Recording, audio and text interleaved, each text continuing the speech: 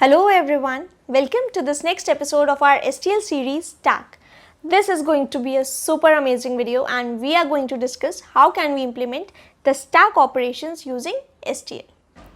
Let's quickly recall what is stack.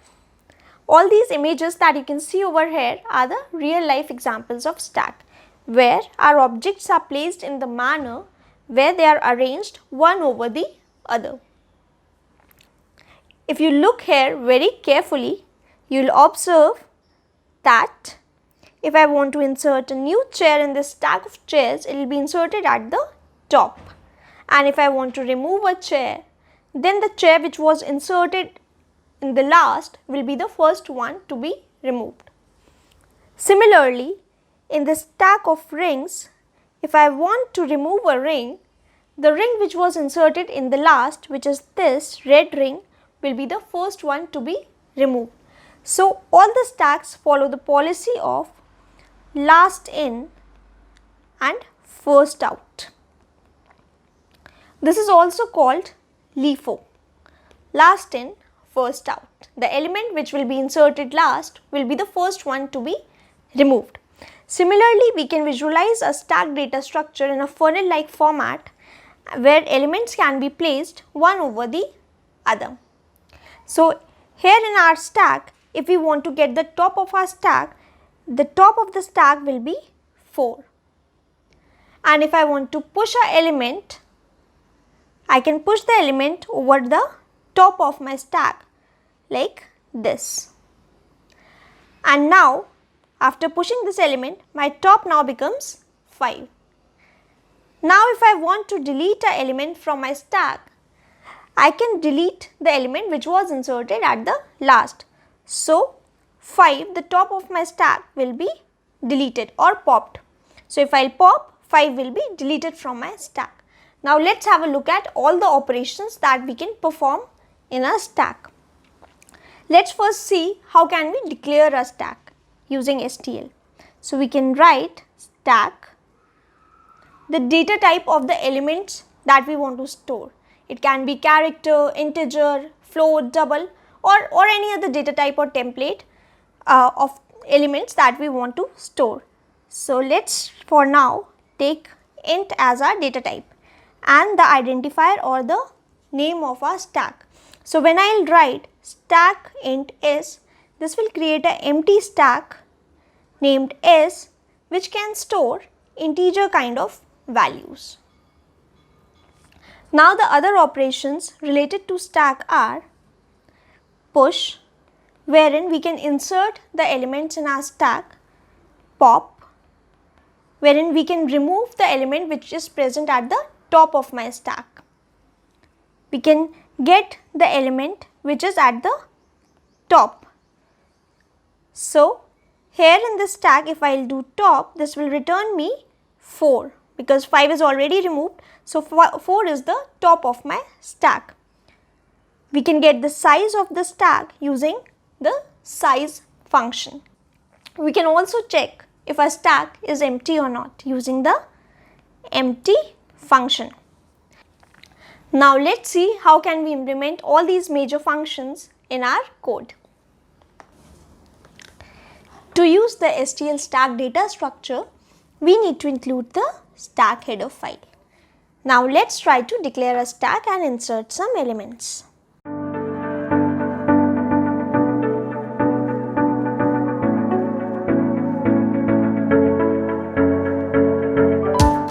Here, I have created a stack S, which is an empty stack, and its identifier is S, and this can store integer kind of elements.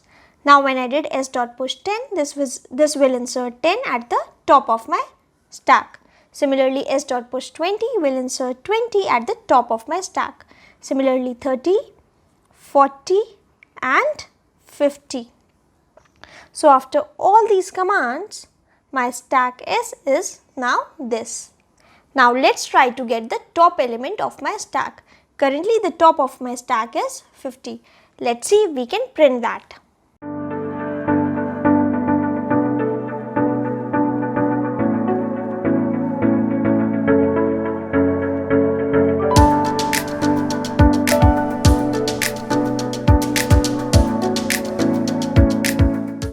Here by using the top function, we got the top element of our stack, which is 50.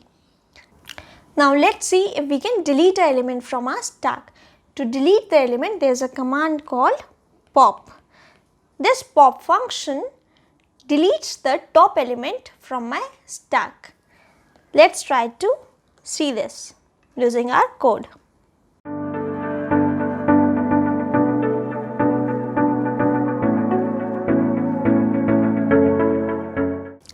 See, initially the top was 50. Now, when I have popped the element, 50 was removed and my new top is now 40. So, when I print it s.top, the new top, which is 40, is printed. Now, let's see if we can print all the elements of our stack S.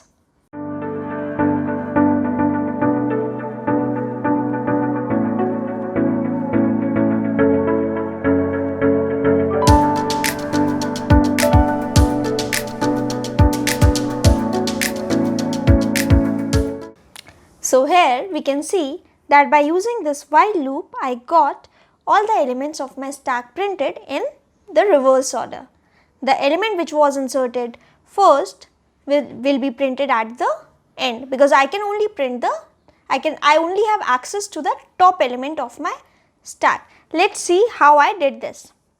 Here I created a while loop wherein I checked the condition, is my stack empty?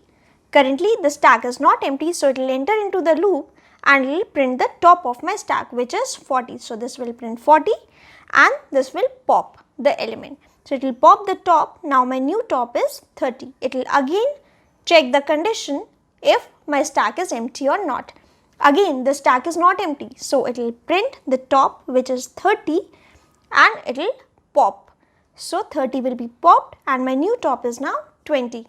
Similarly, it will print 20 and pop 20. Now the new top is 10. It will again check the condition if the stack is empty or not. Stack is not empty, so it will print 10 and it will pop 10. Now it will again check this condition if the stack is empty or not.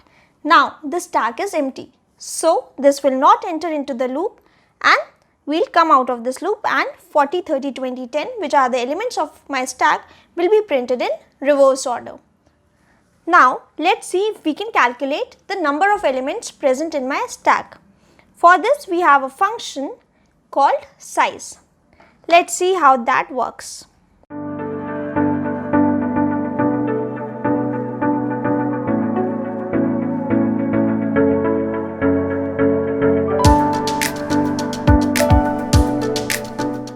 See, here the size of my stack is 0 because I have popped all the elements of my stack one after the other.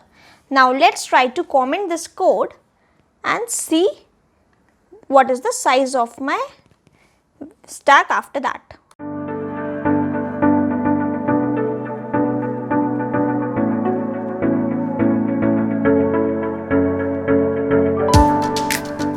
Now you can easily see now the size of my stack is 5, which is the number of elements which I pushed into the stack. So this size function returns us the number of elements which are present in our stack at that particular time. So in this video we saw how can we declare a stack, how can we insert elements into a stack, how can we get the top element of the stack, how can we pop an element or remove the element from the stack, and how can we print all the elements of the stack. How can we check if our stack is empty or not, and how can we calculate the number of elements which are there in my stack. By using just these 4-5 methods, I am sure that you will be able to solve a lot of questions which are based on stack in both competitive programming exams and interviews. I am sure you must have enjoyed watching this video. Till then, bye bye, take care, keep coding.